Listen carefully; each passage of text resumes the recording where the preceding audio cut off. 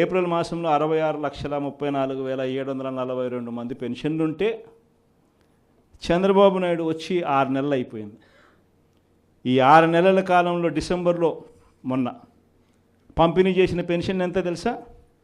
63,20,222. అంటే 3,14,460 పెన్షన్లు కట్టు.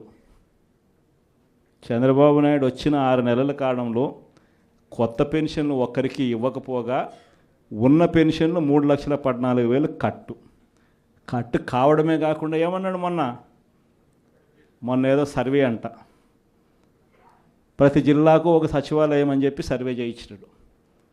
10,000 మందిని సర్వే అంట చేయించినాడు. అందులో ఆయనంతకు ఆయన చెప్పినాడు 534 మంది ఫ్రాడ్ అని.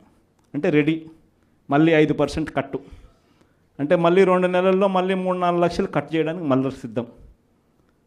చంద్రబాబు నాయుడు హయాంలో 8 నెలలు 7 నెలలు తిరక్క మునిపే ఇప్పటికే 3 లక్షలు పోయినాయి. ఇంకా 3 నెలలు తిరక్కసరికే మళ్ళీ 4 లక్షలు తీసేయడానికి మళ్ళీ రంగం సిద్ధం. పెన్షన్ల పరిస్థితి ఇది. ఇలాంటి పరిస్థితుల మధ్య పోరుబాటకు మనమంతా కూడా సన్నద్ధమయ్యే కార్యక్రమంలో భాగంగా మిమ్మల్ని అందరినీ కూడా పిలవడం జరిగింది. మిమ్మల్ని అందరికీ మీ అందరికీ కూడా ఈ కొన్ని విషయాలన్నీ కూడా మీ అందరితో కూడా పాలు పంచుకోవడం జరిగింది.